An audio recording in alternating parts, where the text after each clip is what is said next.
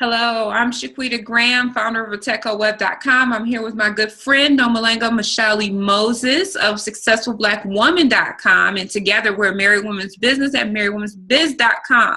So we have a very interesting topic here. There was a Facebook post where a young lady says that she says, I believe that men should court women. Ladies, before there's hugging and kissing, there should be flowers, surprises, and things that make you feel like a queen. That is all. Have a good day. And then she shows some flowers that she obviously were delivered to her at her office. And we want to know what you think about this. Well, I actually suggested that we talk about this topic because it comes up quite a bit. And I've heard this conversation where there's men asking, why do I have to spend money on her? Why do I have to buy her flowers? Why do I have to do all this stuff for this woman? And it seems like it's starting to sound like that's a valid question that warrants answering. So I wanted to talk a little bit about why that is, and kind of start the conversation about how far we've come from the time when men, especially Black men, understood the value of a Black woman.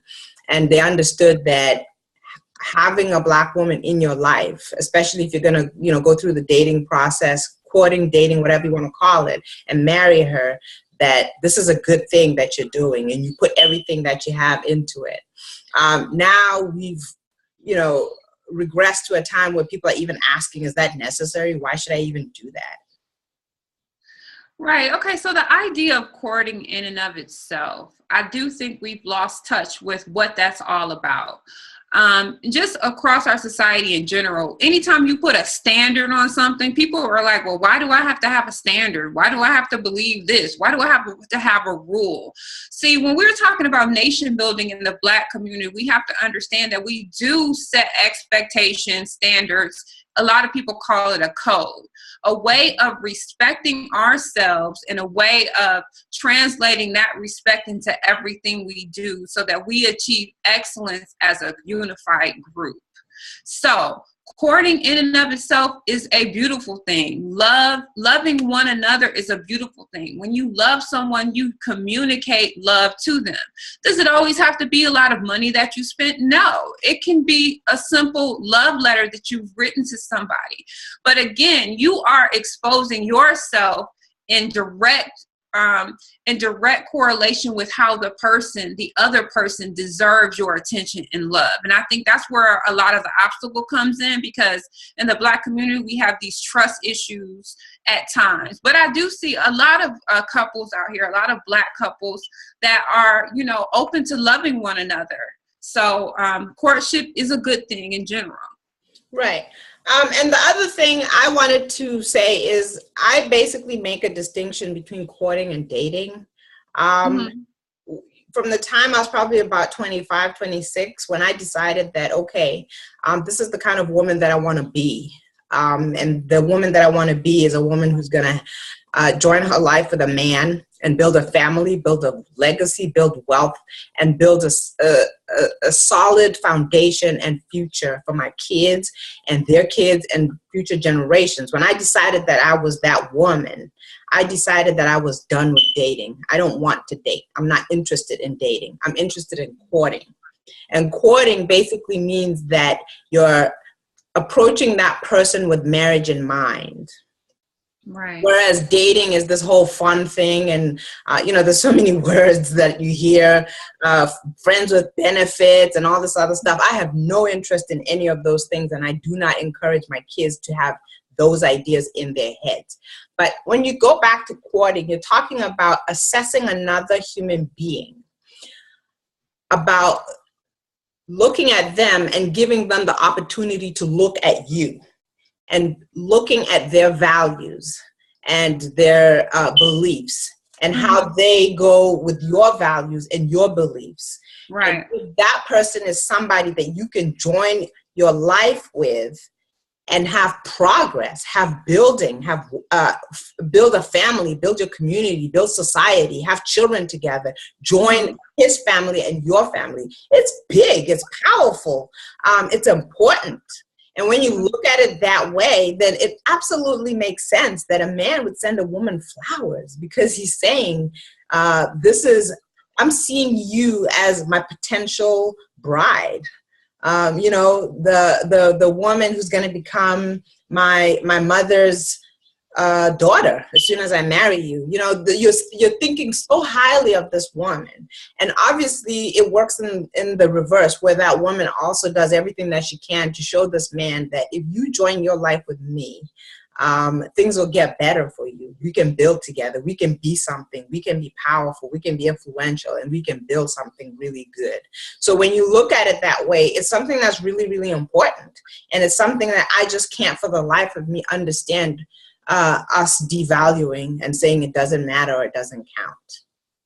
Yeah, I'm glad that you kind of went into a definition of what courting means, because the word can throw up so many red flags for people. And I think once we as Black people, we stop looking at ourselves as a collective through the narrative of popular media, mainstream media, white supremacy, then we will see that on a one-on-one basis, like when I just meet a Black man, I don't need to attribute to him everything that I've seen in every movie or on every article or whatever. I'm just dealing with a human person. We are trying to figure out, how do we want to do this life together, or this scenario? These are important questions. And this is the thing, when you have self-respect for your future, for future generations, you have a plan for your life, you are very calculated. You used two words. You said value and progress. Any nation has to have values, and they have to be consumed with progress. And in the Black community, that's something that, we need to put on the front burner, and we need to be very calculated about. And when you are that way, you do start to say, okay, how does your family mesh with my family? Not to say that that's everything, because sometimes, you and your family can't get on the same page about, your mission in life, which would be unfortunate. But if that's the case, and you feel like you have somebody you can build with, you need to move forward. So there's many different things you need to look at, and you don't need to jump out there too fast. Like they call us like the microwave generation or something like that. That term has been used for maybe younger generations than me or me. I'm not sure. But the bottom line is, we don't have to just dive into relationships with people. This is the most important decision you can make, who you bring into your life, even on a moment-by-moment basis, not even going into marriage. Who you connect with in your life can detour and move everything around. So taking a pause to assess several different things, that's all a part of courting as you've defined it. And I think that's a great idea. Right. And just to add one last thing, when you talk about courting, it immediately brings on a mindset. Because, we're all humans, so we're subject to our feelings and urges and all these other things. So it's normal, especially when you're much younger, for your hormones to be going. So when you're a young woman seeing a young man, or a young man seeing a young woman, you're thinking, look at that body, and look at that swag, look at that outfit, look at that car. All these things, which, it's normal to have those random thoughts. But when your mindset is on courting, it refocuses you. It's great. Right. He looks great, or she looks great. Attraction can never be discounted. That's part of the deal. But it causes you to go onto another layer. And when a person is actively courting you, he shows you that he cares. He shows you that he's thinking about you. He shows you that he is putting a lot of time and effort into wooing you and telling you, like, look, life with me is going to be good.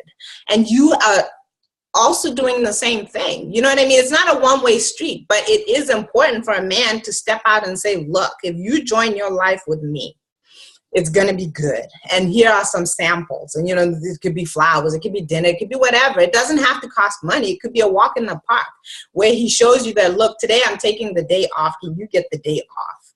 And then we take a walk, and I, show you my old neighborhood. I show you this, the things that are important to me, the things that tell you who I am, rather than, hey, you want to come over? It's 2 a.m. What do you think is going to happen? You see what I'm saying? The conversations start to look different. And I think that's something that has been lost, and it's something that we really need to dig back up, dust off, and start using. Yeah, and I think it's about showing value to one another. Like, I value you, so therefore, I mean, that's in every kind of relationship. You're telling the person, like, I appreciate you. I want you to know that I see you as a human, and I see, who you are. I understand you, and I want to communicate my love for you. And again, it goes both ways. But I think a lot of people get hung up on, wait a minute, I'm not going.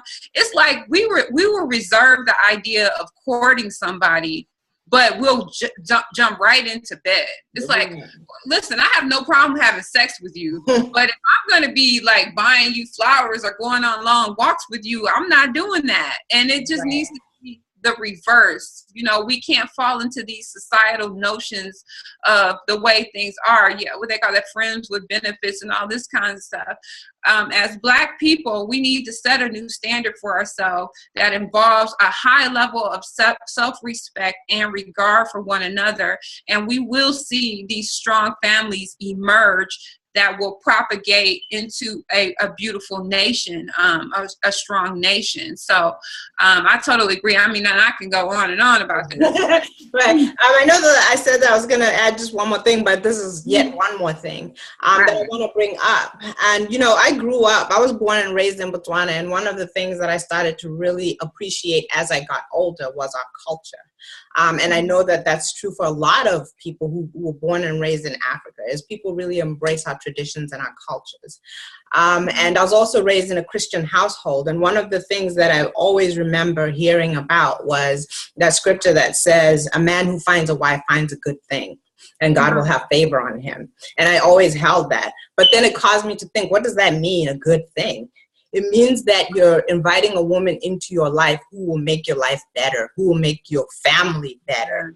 And one of the things that I find with a lot of African cultures is we have a culture of community. And when you're thinking about family, you're not thinking about just a man and his wife. You're thinking about a man and his wife and that wife's mother, brother, sister, all of those people. So when you join your life with a man, you're joining his whole family. And you're supposed to be a gift to that family. And he's supposed to be a gift to your family. So again, it's that whole thing of changing our mindset. Instead of seeing somebody and thinking, ooh, look at her booty, whatever, what you could do at 2 a.m. in the morning, that's very narrow-minded. And how does your mother benefit from her booty? No, in no way does she, or anybody else. You see what I'm saying? It's a very, very narrow-minded thing. And mind you, I'm not saying that we should totally forget that attraction is an important component of two people getting together. It's very important. But I'm just talking about expanding our minds about what we see when we see a person. And then the second thing is, we've been told these lies that romance and courting and all these things are white or European things. No, actually, those things originate, as far as I know, in Africa. When you say, I have an interest in a young man, you tell your relatives, and your relatives are going to find out about that young man's background, his relatives, what are their values, what are their traditions, and everybody's in on it, which is why it's so important for you to demonstrate that, look, I'm from a good family, and I want to see if you're from a good family. I want to see if your values and your beliefs mesh with mine. So let's join families. And that's how wealth was built. Wealth was built by taking two families and combining them and moving forward together. So I know I talked a lot about this, but I just think this topic is so important. It is, because it's about lives here. Yes. We think about intertwining. First of all, we're talking about going beyond the surface. And many times, all we think about based on societal ideas is we're just looking at two bodies intertwining. They intertwine and we get up, and that's it. Mm-hmm. But you are intertwining lives. Right. When you value a human life, you know what I'm saying, you think much deeper about the things you say, the things you do. how you interact with this person, you value that person. And in the Black community, we can use so much more we can use so much more of us taking time to value one another and our futures, not just living for today, looking at future generations and things like that. And even courting, we don't want courting to be surface. It's not about, because a lot of times women are like, oh yeah, I believe in romance and he is getting a good thing when he gets me and he better show it, he better know it and all of that. Mm-hmm. Well, it's not just about the material things and somebody giving you something as far as a material thing. It is about you as a human being showing how you can be an enrichment to the future of this other person. Yeah. I mean, that could just be your beautiful demeanor, your optimism, your encouraging way of talking to this person, you buying into this person's ideas and respecting where they want to go with their life. You know, all of these things are important as well. Absolutely. I just love this conversation, and I just want to say thank you, Shaquita, for joining me in this segment. This, of course, is Married Women's Business, and I am Nomalanga Mhlauli-Moses, and this is Shaquita Graham. Thank you for watching. Thank you.